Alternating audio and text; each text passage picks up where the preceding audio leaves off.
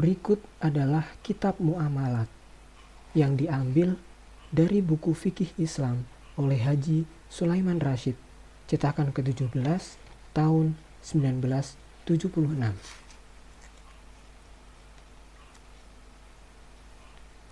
Yang perlu dimengerti dalam ejaan kata. Dalam buku ini banyak dipakai kata-kata Arab. Pemakaian kata-kata Arab dalam ilmu fikih sukar dihindarkan, apalagi di saat bahasa kita sedang dalam pertumbuhan. Ada yang sukar diterjemahkan, ada yang dapat diterjemahkan, tetapi kurang tepat. Dan ada pula yang memang belum ada terjemahannya dalam bahasa Indonesia. Kata-kata tersebut diatur sebagai berikut. 1. Kata-kata Arab yang memang sudah banyak terpakai di Indonesia berarti sudah menjadi bahasa Indonesia. Kata-kata yang seperti itu ditulis menurut ejaan kata-kata Indonesia. Selain dari itu, perlu diketahui A. Kata-kata harus dalam buku ini berarti boleh, bukan berarti wajib, sebagai biasa berlaku dalam kata-kata sekarang. B.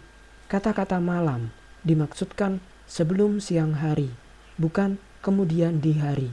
Umpama malam Jumat, yang dimaksud dengan malam yaitu malam sebelum hari Jumat, bukan malam sesudah hari Jumat. Malam hari raya Idul Fitri artinya petang penghabisan puasa. Bagian 13. Muzaro'ah dan mukhobaroh, paruan sawah atau ladang. Muzaro'ah, paruan sawah atau ladang, 1/2 atau 1/3 atau lebih atau kurang, sedang benihnya dari Pak Tani yang bekerja. Mukhobaroh, paruan sawah atau ladang, 1/2 atau 1/3 atau lebih atau kurang, sedang benihnya dari yang punya tanah. Setengah ulama melarang akan paruan tanah semacam ini. Mereka beralasan dengan beberapa hadis yang melarang paruan ini. Hadis itu ada dalam kitab hadis Bukhari dan Muslim. Di antaranya sabda Rasulullah SAW.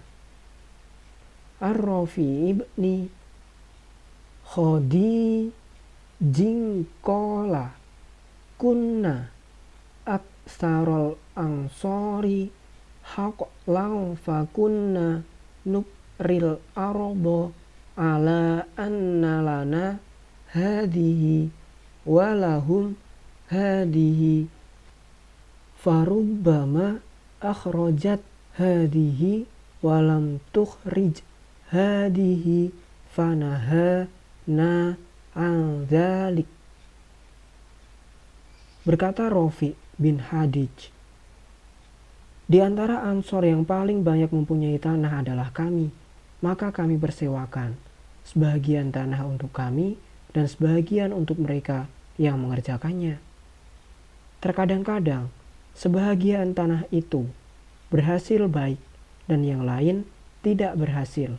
Maka oleh karenanya Rasulullah SAW melarang paruan dengan cara demikian. Riwayat Bukhari. Ulama yang lain berpendapat tidak ada halangan. Pendapat ini dikuatkan oleh Nawawi, Ibnu Mundir, dan Khotobi. Mereka mengambil alasan dengan hadis Ibnu Umar.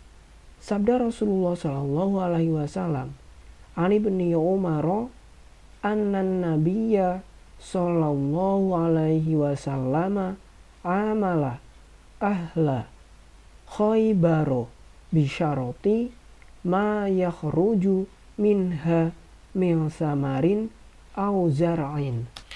Dari Ibnu Umar, sesungguhnya Nabi besar sallallahu alaihi wasallam telah memberikan kebun beliau kepada penduduk Khaybar agar dipelihara oleh mereka dengan perjanjian mereka akan diberi sebagian dari penghasilan, baik dari buah-buahan atau hasil pertahunan. Palawija, riwayat Muslim. Adapun hadis yang melarang tadi maksudnya hanya apabila ditentukan penghasilan dari sebagian tanah, mesti kepunyaan salah seorang di antara mereka. Karena memang kejadian di masa dahulu, mereka memarokkan tanah dengan syarat dia akan mengambil penghasilan dari sebagian tanah yang lebih subur. Keadaan inilah yang dilarang oleh junjungan Nabi besar Shallallahu Alaihi Wasallam dalam hadis yang melarang itu. Karena pekerjaan demikian bukanlah dengan cara adil dan insaf, dan juga tidak diketahui presentase bahagian masing-masing. Pun pendapat ini dikuatkan dan dengan alasan bila dipandang dari jurusan kemaslahatan dan hajat orang banyak.